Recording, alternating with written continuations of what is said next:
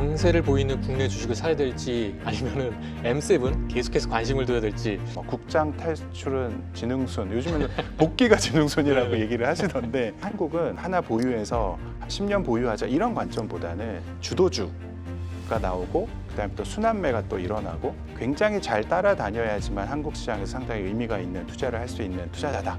저는 하반기 때 이 미국이 다시 한번 포지셔닝에 있어서 좀 우위를 가져가지 않을까라고 우위를 갖고 갈수 판단하고 있다? 있습니다. 돈은 다 정책적으로 풀려고 하고 있고 금리는 낮춰져 가고 있고 유럽, 홍콩 그리고 한국이 수혜를 받았는데 지금 글로벌리 제대로 된 피봇에 들어가진 않은 나라는 미국밖에 없습니다. 특히 4분기에는 상당히 세게 보고 있다. 뭐 AI 혁명이 지금이 끝물이다라고 생각하면 아마존을 사지 않는 게 좋다라고 개인적으로는 그렇게 생각을 하고 있는데요. 그 앤디 제시가 지금 아마존 CEO입니다. AI 시대가 평생 한 번밖에 없는 기회다. 얘네가 지금 투자하는 게 얘네 버는 것보다 더 많이 지금 투자를 하고 있거든요. 그런 관점은 당연히 베팅이다라고 볼 수 있을 것 같고요.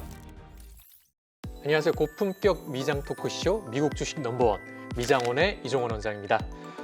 없는 게 없다는 온라인 만물상을 넘어 무서운 기세로 영역을 확장 중인 아마존. 아마존의 최종 추구미는 무엇일까요? 유한타증권 황병준 연구원, 스마일게이트 자산운용 이재훈 본부장 두 분과 함께 시원하게 털어보겠습니다. 어서 오십시오. 예, 안녕하세요. 안녕하세요. 미국 최대의 다국적 이커머스 그리고 IT 공룡 기업이라고 할 수 있는 아마존이죠. 아마존 하면 세상의 모든 것을 파는 가게로 알려진 온라인 쇼핑몰부터 먼저 떠올리게 되는데요.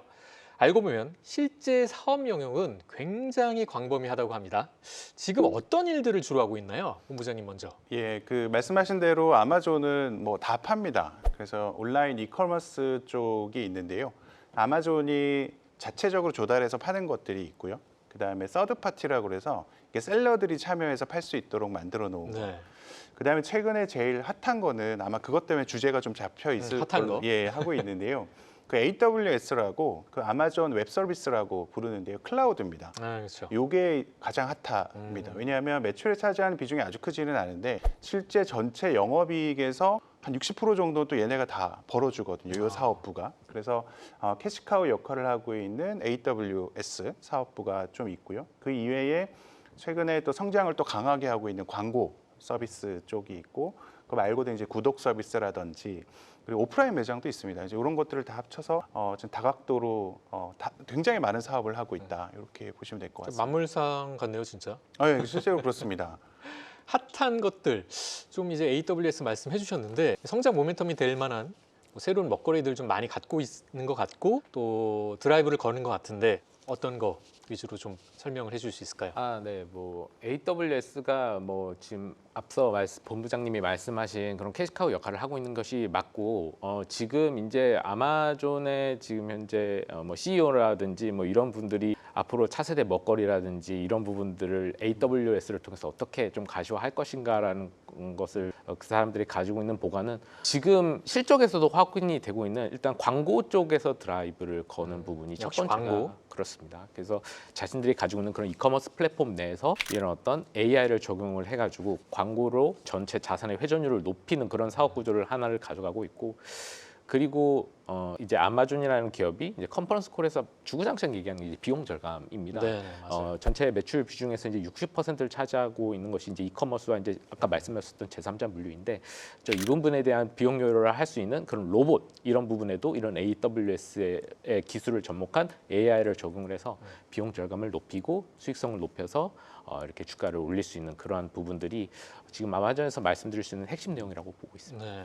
전반적으로 AI를 이용해서 기존에 잘했던 것들을 조금 더 왕성하게 잘하는 방향으로 그 모양새를 좀 만들려고 하는 것 같습니다. 최근의 분위기를 보면은. 국내 기업의 클라우드 이용률, 아까 말씀하셨던 아마존 웹 서비스죠. AWS가 제 기억으로 한 60% 정도로 압도적으로 1위인 걸로 알고 있고 그 이후에 뭐 마이크로소프트의 애저, 그게 한 20%를 상회하는 그리고 뭐 구글 클라우드 이렇게 좀 얘기를 할 수 있을 것 같은데 유통 공룡에서 이제 IT 거인으로 자리를 잡은 것 같아요. 네. 그 밑바탕에는 이제 클라우드가 있다고 볼 수 있을 것 같은데 AWS가 지금 얼마나 많은 돈을 좀 벌어주고 있나요? 그 한 뭐 매출 기준으로 이제 1,000억 달러 이상 이제 벌어주고 있는 상황이기는 한데요. 앞서 말씀하신 대로 AWS의 점유율이 되게 높아요. 압도적이에요. 예, 그러니까 클라우드 쓴다 그러면 아마존 AWS 쓴다 이제 이렇게 할 정도로 상당히 점유율이 높기는 한데요. 네. 최근에 보시면 이게 이제 1위 기업이기는 한데요. 그 도전을 좀 받고 있는 것 같긴 합니다. 거센 도전을 예, 근데 받고 도전을 말씀드리기 전에 어떻게 이제 1등이 되었는지를 조금 알 필요는 있을 것 같은데요.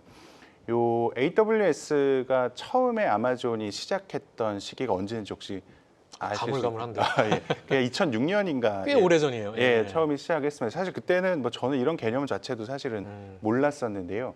일단 2006년도에 이제 이 클라우드 개념을 도입을 해서 AWS라는 것들이 먼저 시작이 됐고 마이크로소프트나 구글보다 한 4, 5년 정도 빠르거든요. 그래서 일단 선발자의 또 이점은 분명히 있었던 것 같습니다. 그러다 보니까 기술도 되게 성숙했고 고객들도 좀 많았고, 그다음에 두 번째는 그러다 보니까 고객 기반이 상당히 압도적이라고 볼 수 있겠고, 뭐 제품도 단지 그냥 뭐 서버를 그냥 좀 빌려준다 이런 개념보다는 실제로 고객들이 필요한 소프트웨어라든지 아니면 뭐 어떤 그 비즈니스를 하는데 필요한 도구라든지 뭐 머신러닝이라든지 뭐 이런 부분들까지 다 툴을 제공하고 있기 때문에 상당히 의미가 있는 것 같고, 그다음에 글로벌 인프라 같은 경우도 거의 33개 지역, 그러니까 거의 전 세계적인 시장에서 이제 데이터 센터하고 이제 AWS 서비스를 하고 있는 그런 상황이기 때문에 상당히 그 캐시카우로서 큰 역할을 하고 있고, 앞서 말씀드린 대로 전체 매출 자체가 굉장히 뭐 크다, 이 전체에 대비해서 그렇게 보기는 어렵습니다만 수익성이 굉장히 좋습니다. 그래서 영업이익률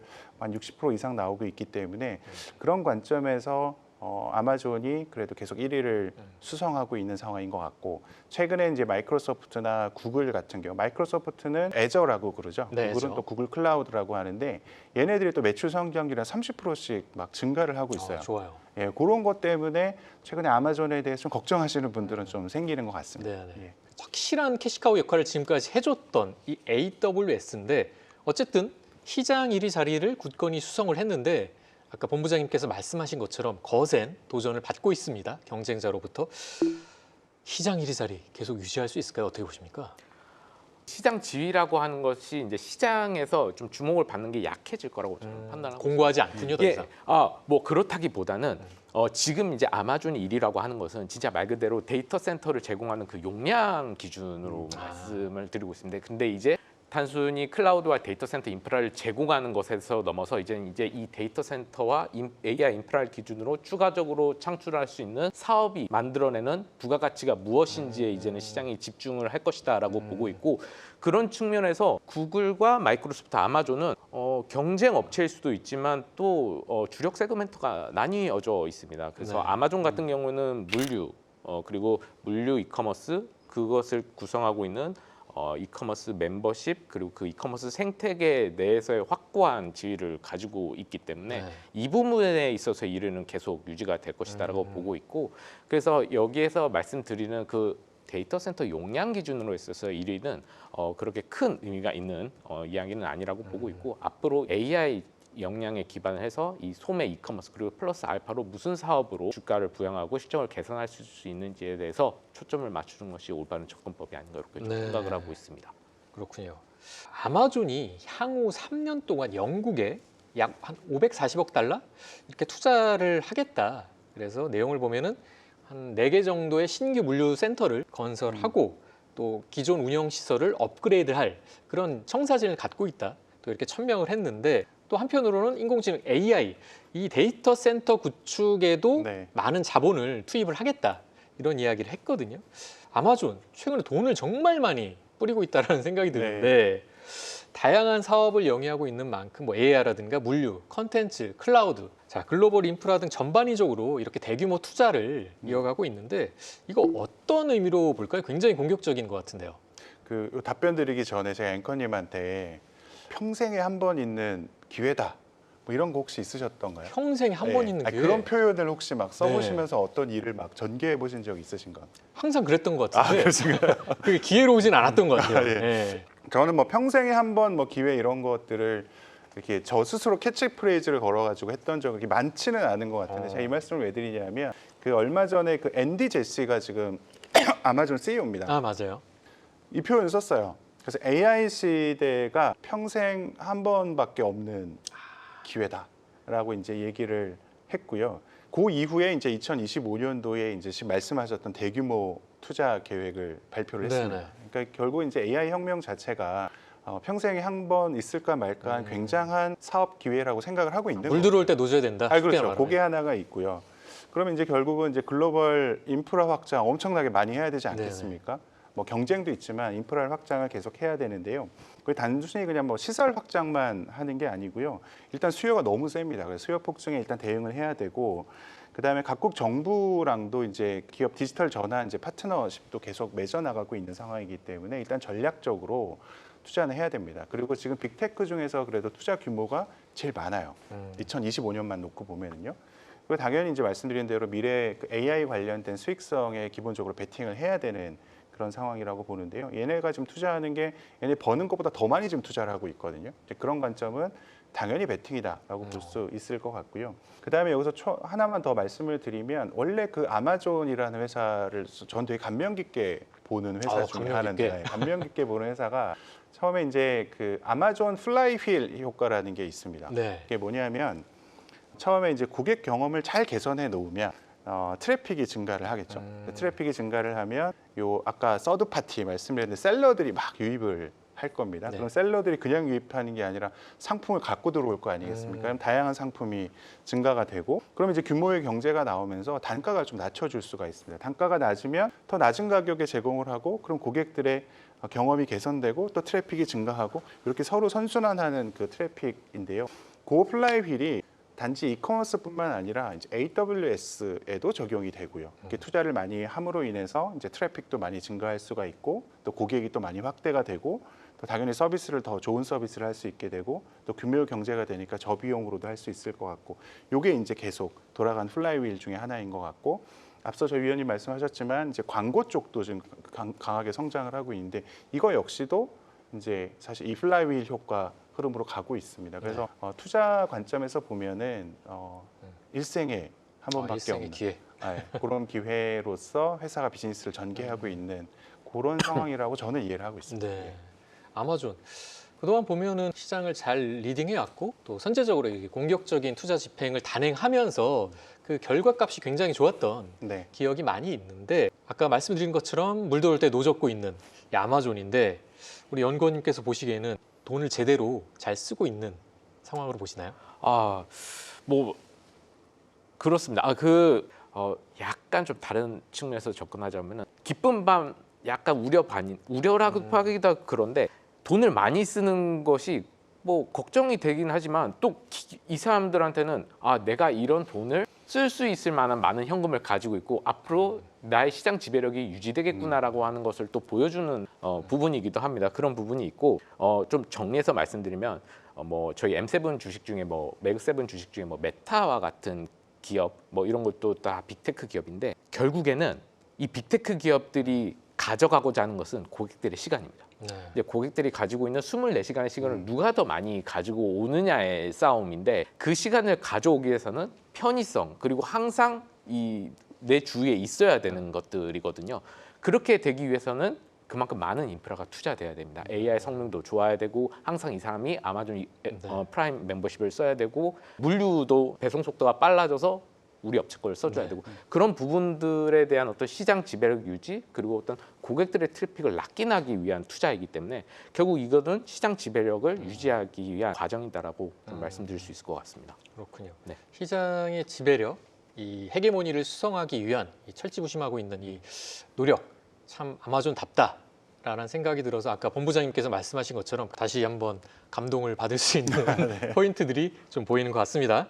근데 어쨌든 다양한 플레이어들이 이 시장에 진입을 함으로 인해서 시장 투자자들이 보는 시선이 예전만큼 좀 따뜻하지만은 않은 것 같기도 해서, 일단 1분기 실적이 기대치보다 안 좋았잖아요. 네. 컨센보다도 안 좋았고, 그래서 클라우드 사업 예전만큼 이 매출 성장률이라든가 네. 그런 영업 마진율 좀 걱정 어린 시선으로 바라보는 시선들이 이제 생기는 것 같은데, 어떻게 봐야 되겠습니까? 실적에서도 좀 주목할 만한 변화가 있다고 볼 수 있을까요? 예, 저도 아마존 실적 나올 때 좀 유심히 보기는 했습니다. 근데 뭐냐면 뭐 숫자 자체가 뭐 안 좋아졌다 이렇게 볼 부분은 아닌 것 같고요. 그 사실은 시장에서 반응하는 걱정 혹은 환호 이런 거는 뭐냐면 일단 시장의 기대라는 것들이 있는 거고요. 이제 그 수치 대비해서 얼만큼 잘 나왔느냐, 네. 못 나왔느냐 이제 이런 관점에서 아마 AWS나 이런 것들을 좀 우려하고 계시는 것 같고 실제로 AWS 쪽의 이제 매출의 어떤 성장률이 전년 동기 한 19%씩은 이제 성장을 하던 것이 이번에 한 17% 정도로 떨어지다 보니 그리고 또 주변을 둘러봤더니 이제 마이크로소프트나 이제 구글 같은 경우들은 또 성장을 하고 있는 게 나오다 보니 그 부분에 대해서 이제 걱정을 좀 하시는 것 같고요. 근데 이제 이유를 좀 살펴보면 최근에 그 2023년, 2024년 이렇게 넘어오면서 AI는 계속 누적적으로 인프라가 지금 투자되고 수요도 굉장히 많아지고 있는데요. 사실은 그것들을 하려고 하면 앞서 말씀하셨지만 이제 데이터 센터도 있어야 되고 그 안에 이제 GPU도 막 촘촘하게 박아 넣어야 되는 문제가 있는데 이런 부분들이 이제 수요가 폭증했지만 그 부분을 좀 따라가지 못해서 더 좋은 더 많은 고객들을 이제 확보하는 데 있어서의 좀 어려움이 있었다라고 보는 시각들이 좀 있는 것 같고요. 말씀드린 경쟁심하는 방금을 좀 말씀을 드렸었고요. 그 다음에 또 하나는 이 플레이어들 간의 경쟁도 좀 있었지만 이 고객들이 조금 이 클라우드를 좀 다변화하고 있습니다. 이제 멀티 클라우드라고 보통 얘기를 하게 네. 되는데요. 그렇게 다변하게 된 이유는 서버의 안정성이나 이런 것도 상당히 중요하게 보지만 앞서 위원님 말씀하신 대로 AWS뿐만 아니라 각자 이 클라우드들이 추구하는 바나 기본적인 장기가 좀 다르거든요. 그렇기 때문에 전반적으로 이제 멀티 클라우드를 좀 쓰는 과정에서 좀 마켓 셰어가 좀 뺏기는 느낌들이 좀 나타나다 보니 이 AWS가 가장 잘하는 플레이어라고 생각했었는데 그 부분에서 좀 걱정을 하고 계시는 거는 같습니다. 하지만 우리가 이제 아마존이라는 회사를 그냥 투자하는 관점에서 볼 때 영업이익률 같은 경우는 한 40% 가까이 나오거든요. 그래서 40%? 예, 그래서 사실은 매출 성장률은 조금 슬로우해졌긴 했지만 영업이익률이 되게 좋기 때문에 마진율은 아직도 짱짱하네요. 예, 굉장히 괜찮고요.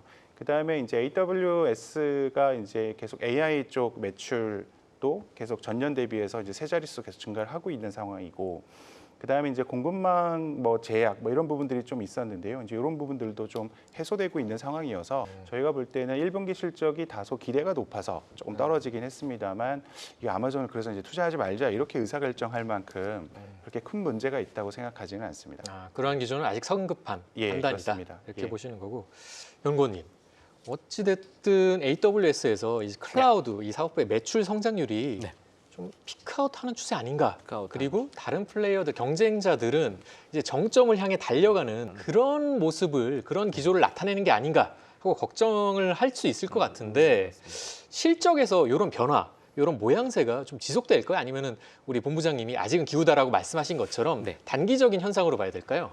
저는 그 말씀하셨다시피 본부장님 의견에 동의를 하는 바이고요.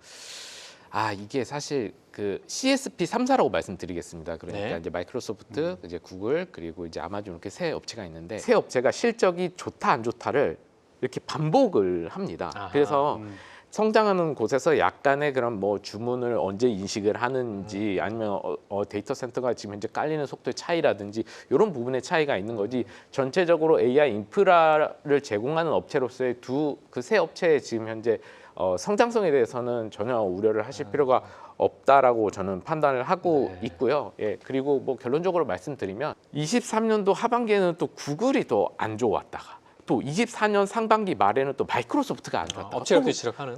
그렇습니다. 그리고 25년 요 이제 아마존 얘기가 나오고 있거든요. 그래서 주력 사업이 또 아마존은 소매 쪽에 또 되어 있고 그렇죠. 지금은 관세 영향에 좀 약간 리스크가 적은 소프트웨어 익스포저가 높은 애들도 또 마이크로소프트는 또 잘 나오고 있다는 거죠. 그래서 어떤 글로벌 매크로 상황이나 이런 부분들 때문에 약간의 부침이 왔다 갔다 하는 거지 장기적인 성장성에 대해서는 우려하실 필요가 전혀 없다라고 자신 있게 말씀드릴 수 있습니다. 알겠습니다. 자신 있게 또 말씀을 해주셨으니까 아직까지 걱정은 기회에 불과하다 이렇게 보실 수 있을 것 같고요. 최근 중국과의 어떤 무역 협상 기대감 이런 것들이 다시 미국 증시에 부각이 되면서 중국 비중이 좀 큰 편이 엔비디아라든가 아마존 주가가 급등하는 모습을 연출하기도 했거든요. 네. 아마존 주가 이런 흐름 속에서 일부 회복하긴 했지만 올해 고점 대비로는 이제 하락한 상황인데 투자자분들 입장에서는 지금 접근하기가 어떨까요? 좀 쉽지만은 않을 것 같기도 해서 기회와 리스크 요인이 있다면은 어떤 관점에서 봐야 될지. 예, 저는 개인적인 업무가 이제 글로벌 주식을 투자를 하고 포트폴리오를 구축해서 이제 투자를 해 나가는 입장에서 보면 연초 이후에 뭐 좀 하락을 했다 이제 이런 부분에 있어서는 크게 뭐 제가 우려를 갖고 있지는 않습니다. 네. 왜냐하면 뭐 연초 이후라고 하면 우리가 계산하기 좋게 얘기를 하는 부분들이기는 해서 이 회사가 계속 우상향 할 것인가가 상당히 중요하다고 보는데요. 뭐 앞서 뭐 리스크 요인이나 이런 부분들을 좀 살펴보면 결국 이제 경쟁 구도가 진행되는 부분들임은 되게 분명하고요. 근데 그 와중에서 인프라 투자하는 것도 그 경쟁에서 우위를 점하기 위한 여러 가지 행보라고 볼 수 있고 그만한 또 돈이 있다고 볼 수 있는데요. 그래서 어쨌든 경쟁 구도에 진입해 있다라는 부분들, 요게 하나가 있고 두 번째는 아까 관세 말씀을 해주셨는데 관세가 다시 원래 없던 대로 돌아가지는 않을 것 같고요. 네. 그런 관점에서 사실 이커머스 같은 경우 이제 물류비라든지 아니면 뭐 상품을 조달하는 이제 원가에 대한 문제 그런 커머스 관련된 부담들은 좀 있을 수가 있다라고 생각을 하면 여전히 그 분야가 매출에서 큰 비중을 차지하고 있기 때문이고요. 그럼에도 불구하고 저희가 뭐 1분기 실적에 대한 우려들은 뭐 좀 있어 왔지만 그 이후로 계속 주가는 이제 올라가고 있는 상황이고요. 그다음 기회 요인으로 보는 거는 빅테크가 다 마찬가지인데요. AI 혁명이 지금 어느 정도에 와 있는지를 보는 게 저는 훨씬 중요하다고 봅니다. 그렇겠네요. 예, 그게 뭐 AI 혁명이 지금이 끝물이다라고 생각하면 굉장히 밸류에이션 높고 경쟁이 심화되는 아마존을 사지 않는 게 좋다라고 개인적으로는 그렇게 생각을 하고 있는데요. 근데 이제 초반에서 중반으로 이제 넘어가는 단계라고 일단 보고 있기 때문에 거기에 공기이자 씨앗이라고 할 수 있는 클라우드라든지 이런 부분들은 당연히 남아 있을 거다라고 생각을 하고 있고요. 그다음에 특히 이제 아마존 중에서는 말씀드린 이제 적극적으로 가장 인프라 투자를 좀 하는 측면들 좀 있고 주가 관점에서 보더라도 최근에 빅7 중에서 그나마 뒤늦게 랠리에 참여하고 있고 엔비디아는 이미 이제 주가 상승률이 빨랐지 않습니까? 네네. 그런 관점에서 볼 때는 여전히 우리가 인식하고 있는 AI와 관련된 M7 투자 모멘텀들은 유효하다라고 개인적으로 판단을 하고 있고 그 와중에 아마존이만 빼야 될 이유가 있을까라고 개인적인 생각은 그렇습니다. 예. 긍정적인 시선으로 네. 계속 볼 여지가 많다 이렇게 말씀을 주셨는데 사실 본부장님께서 말씀하신 것처럼 AI가 가져올 뭐 새로운 기회, 뭐 다른 빅테크 기업들도 마찬가지로 보고 있을 텐데 AI로 인한 전방 시장의 어떤 확장 가능성 여기에 우리 아마존도 좀 주목을 하는 것 같아요. 방향성을 그쪽으로 잡고 있는 게 확실해 보이고 황 연구원님 AI 등장 전까지 사실 AWS의 그 최종 매출 규모가 한 수천억 달러 수준이었다면 이제는 훨씬 더 이 시장이 더 커질 수 있을 것이다라고 좀 기대를 할 것 같거든요. 아마존 그 수뇌부 입장에서는 네. 이런 부분에서 좀 기회를 찾을 수 있지 않을까요? 네, 기회를 찾을 수가 있고 뭐 투자자분들도 다 아실 거다라고 보고 있습니다. 지금 이제 AI 수카를 하는 부분에 있어서는 쉽게 말씀드리면 다 온라인 데이터 기반입니다. 그런데 지금 뭐 테슬라 얘기도 나오고 있지만 이게 이제 피지컬 단계 그러니까 이제 3차원 단계로 넘어가게 되면 이제 그 첫 번째 단추가 자율주행이고요. 자율주행.